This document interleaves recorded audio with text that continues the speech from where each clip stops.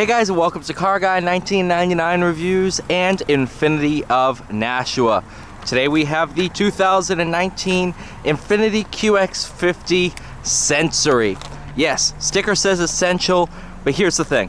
You have the Essential, this is obviously a copy, and then you have the Sensory package. So the Sensory is not a trim level, at least on this 2019, as much as it is a package. It's $7,500 option. Obviously that includes your specific wheels, the suede headliner. This one also has the Pro Assist pack, the Pro Active pack.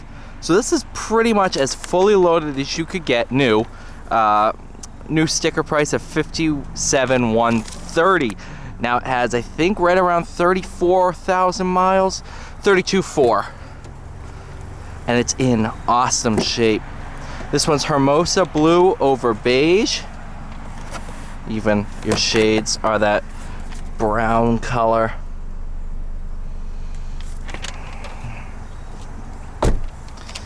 Absolutely gorgeous. I believe this one, illuminated kick plates. I don't know if it has the, I don't think the QX50 has the illuminated, what's it called, badge. Bose 16 speaker sound system.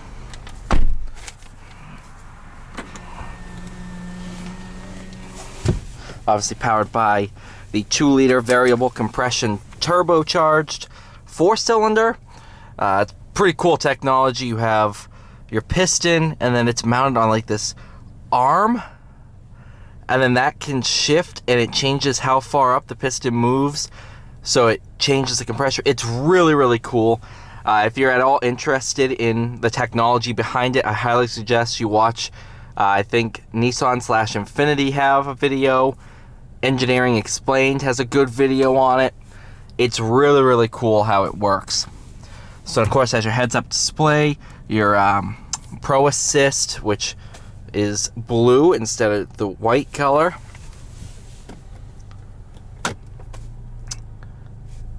.360 camera. Let's go for a drive. I've actually been driving this, well, since about an hour and a half now, give or take, because I had to run an errand for my job. I work at Infiniti of Nashua, so I had to run a quick errand, so I took this because I knew I was going to be filming it. So I actually have a good amount of experience behind the wheel of this car, and it's great. I mean, as a commuting car, it's perfect. Super comfortable. This Bose sound system, obviously this is upgraded with the Sensory pack. 16 speakers, sounds phenomenal. I was definitely bumping some tunes while driving. It's an awesome car, especially in this spec. This is a really, really nice spec. Hermosa blue is a gorgeous color, especially paired to this brown over beige interior color. It is gorgeous. Here you have your suede headliner. I mean, it's gorgeous. Also have panoramic sunroof.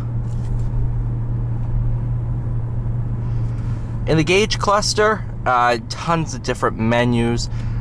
For the drive, I decided to put it on the variable compression turbo so you can monitor the compression ratio, what that's at, as well as your boost gauge. Essentially, this whole powertrain is variable. You have a CVT transmission, which is actually one of the better ones I've used, and the engine's variable. It can decide how much compression to give itself. The range is, I believe, 14 to 1 or 14.5 to 1, something like that, and 8 to 1. And it can do any combination in between that. It's not two extremes, just two numbers.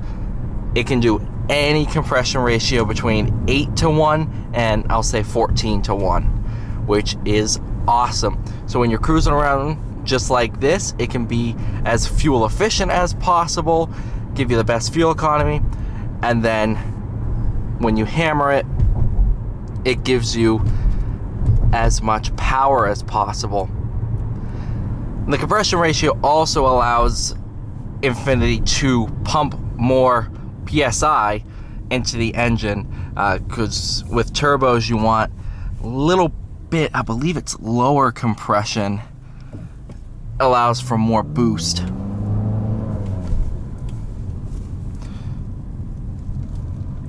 But don't 100% take my word on that. It might be higher compression ratio. Either way, they pump, I think, right about 20 psi into this motor and puts out around 280 pound-feet of torque. It's phenomenal.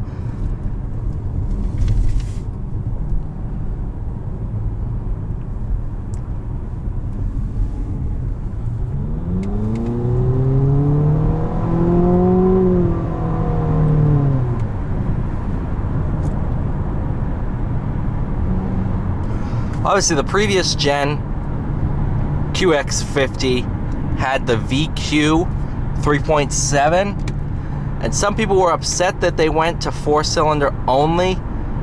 I was, because the VQs, they sounded awesome. It was just really cool to have a V6 that revved to 7,500 RPM in an SUV. But after driving these around, I have to say, it feels a lot quicker, and it's just a lot more usable.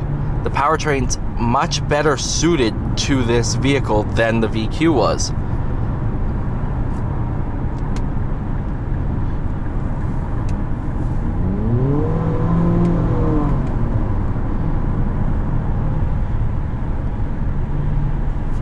To change from, I'll say, 8-to-1 to 14-to-1 back and forth, it takes right about 1 second, give or take, obviously. So it actually changes pretty quickly.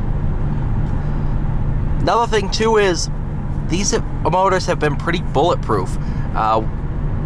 We haven't seen a lot come in through service, which honestly we were expecting to have a lot of issues with these.